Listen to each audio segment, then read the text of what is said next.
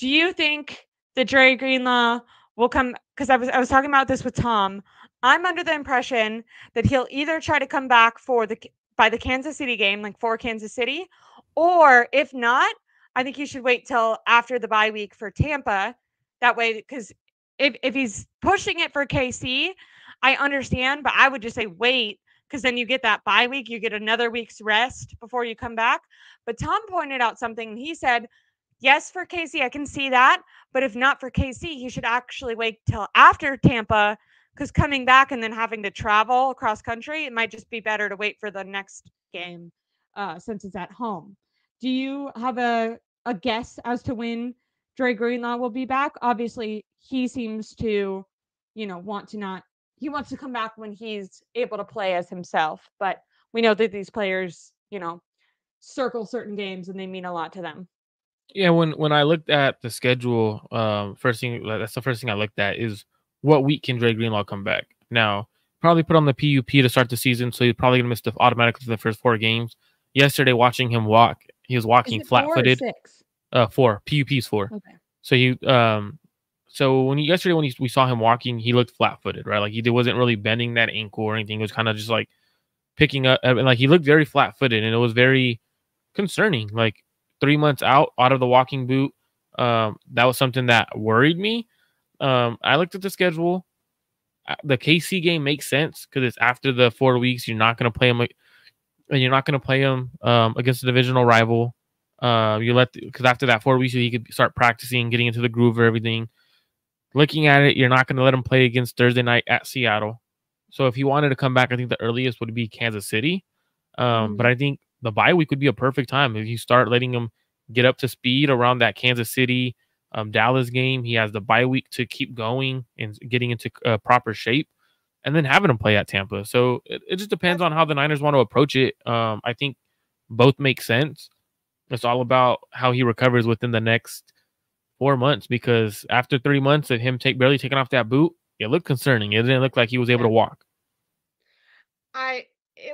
It's both impressive that he's walking, but also terrifying when you think, okay, in just that same amount of time, will he be able to jump and tackle on people? That's like a huge step up from, like, as someone who did rehab, there's a big difference between like I can slightly move and I can like full force stop go, like fast and slow twitch muscles.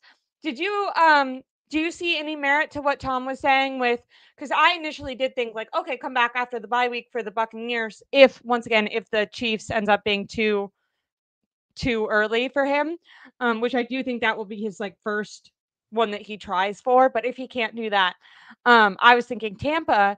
But I thought that the case of maybe wanting to avoid that cross country travel could be a good. I thought that was an interesting point that I hadn't considered. And maybe him coming back week 11 against the Seahawks, which is at home. That kind of gives them even more rest after that bye week. Do you think that they would consider something like that? So I would rather him come back the Tampa game, right? The reason is when he does fly out, you could see how that Achilles, how Like he maybe reacts. Because the bye week, you could put him through a hard bye week.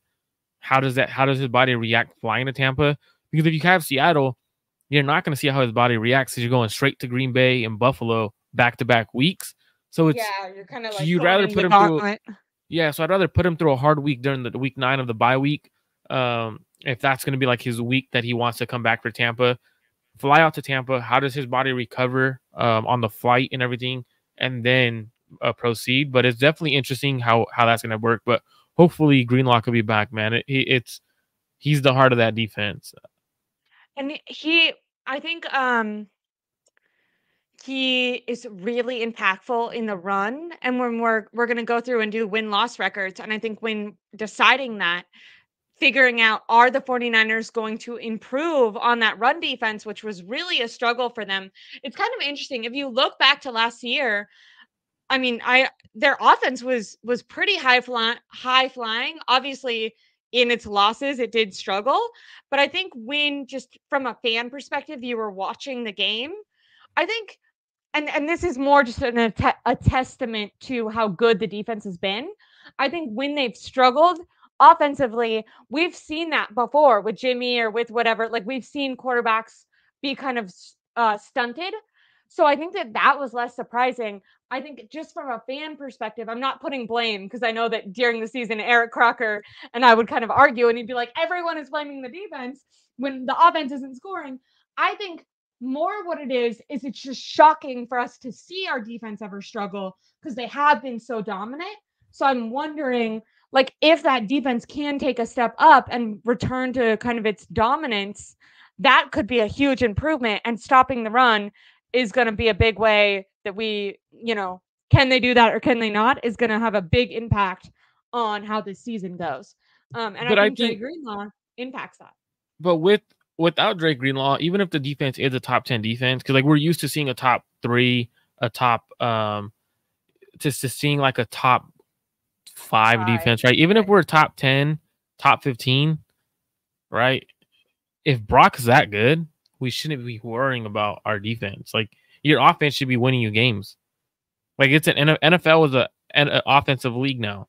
It's no longer a defensive league where the top defenses are winning Super Bowls year in, year out, right? Like look at the Steelers last year, top 5 defense, barely snuck into the playoffs, I believe. You look at the Browns, offensively, they weren't good, barely snuck into the play. They didn't even make the playoffs.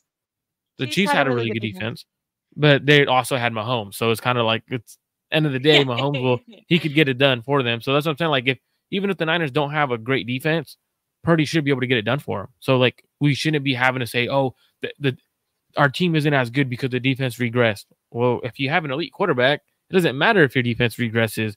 And this is going to be something that we'll see also with the Bills. If the Bills are struggling, people should not blame the Bills defense for the reason they're struggling. You have an elite quarterback. Your quarterback should be able to carry you and win you games. So that's where I'm at. I'm not too worried about that in terms of like if the defense regresses, will they be a worse team? I hope that the defense doesn't. I mean, it'll be disappointing if they regress because obviously what they put up last year was considered unacceptable. That's why they got rid of Steve Wilkes.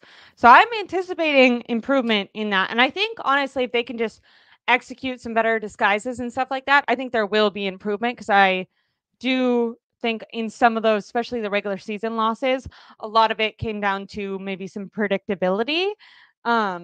Not that we didn't have the players and the tools, but just that it felt like for certain games, the quarterbacks kind of could anticipate what was coming and adjust accordingly. And then the defense was doing incredible in the Super Bowl, and Dre Greenlaw went down, and I think they had to kind of change their plan last minute. And you saw in the voiceover that the Chiefs definitely went and started attacking that backup, which was Oren Burks. Am I wrong about that? No. Yeah, it was Oren Burks, but now it'll be Javondre Campbell.